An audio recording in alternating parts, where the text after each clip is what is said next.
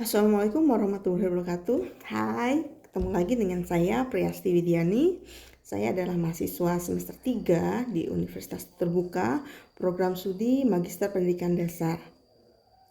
Di sini saya akan menjelaskan atau memaparkan jawaban dari tugas diskusi 3 MPDR 5302, yaitu studi komparatif pendidikan dasar di pendidikan dasar di berbagai negara.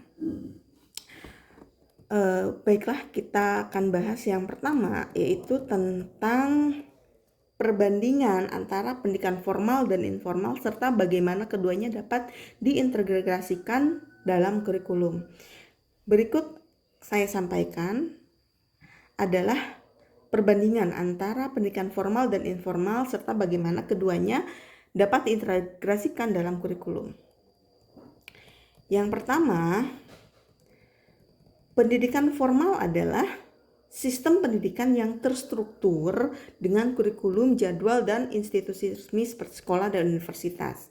Sedangkan pendidikan informal adalah proses belajar yang terjadi secara tidak terstruktur di luar institusi resmi, biasanya melalui pengalaman sehari-hari, keluarga, atau komunitas. Ada juga yang di dalam institusi resmi di sekolah, misalkan seperti ekstrakurikuler yang ada di sekolah. Tujuan utama dari pendidikan formal itu memberikan ilmu pengetahuan dan keahlian sesuai dengan standar nasional dan internasional. Sedangkan pendidikan informal membantu pengembangan karakter, keterampilan praktis, dan nilai sosial melalui interaksi dan pengalaman. Penyelenggara dari pendidikan formal itu sendiri adalah institusi resmi seperti sekolah, perguruan tinggi, dan lembaga pelatihan.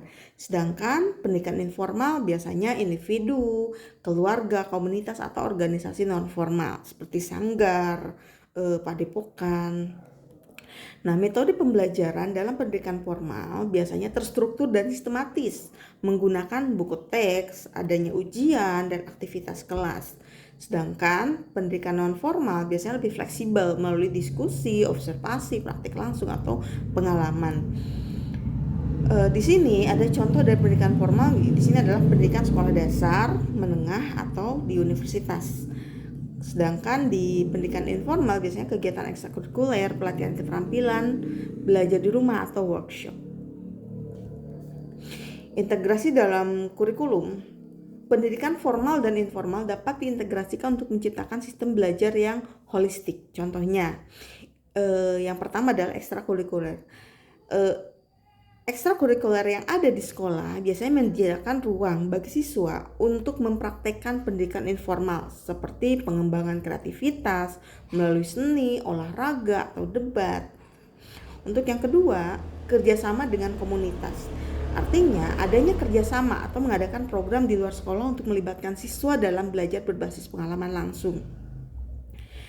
Yang ketiga, pendidikan interdisipliner, memasukkan nilai-nilai atau keterampilan yang sering diajarkan dalam pendidikan informal ke dalam kurikulum formal seperti pendidikan karakter atau kemampuan berpikir kritis.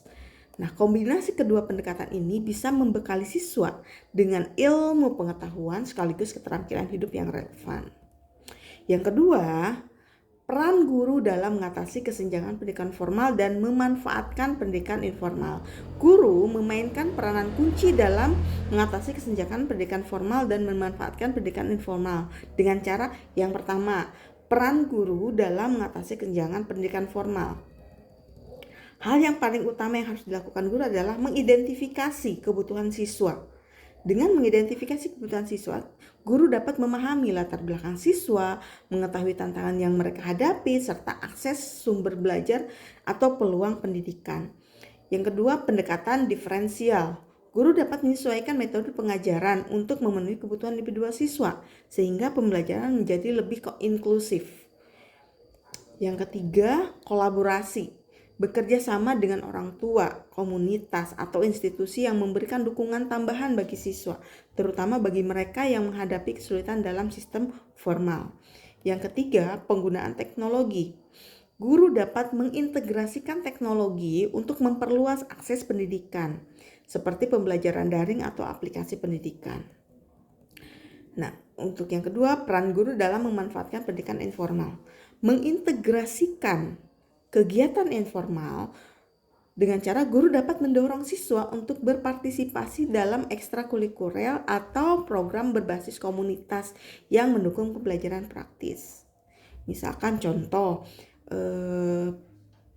mewajibkan siswa diwajibkan untuk ikut ekstrakurikuler pramuka. Biar apa? Biar siswa mempunyai kegiatan lain selain pendidikan formal. Yang kedua, pendidikan praktis. Guru dapat memberikan tugas berbasis proyek yang melibatkan keterampilan hidup sehari-hari seperti kerja kelompok atau analisis masalah. Yang ketiga, pendidikan karakter. Guru dapat memanfaatkan momen informal dalam interaksi sehari-hari untuk mengajarkan nilai-nilai penting seperti etika, tanggung jawab, dan kerjasama. Yang keempat, mentor dan motivator. Tentu kita menjadi mentor. Guru bisa menjadi teladan dengan membimbing siswa melalui pengalaman informal yang inspiratif. Kita juga memotivasi siswa. Manfaatnya apa sih ikut kegiatan lain selain kegiatan yang ada di sekolah, kegiatan inti mereka gitu kan. Misalkan dengan ikut organisasi, dengan ikut ekskul, mereka akan menambah pengalaman, mereka akan menambah pengetahuan.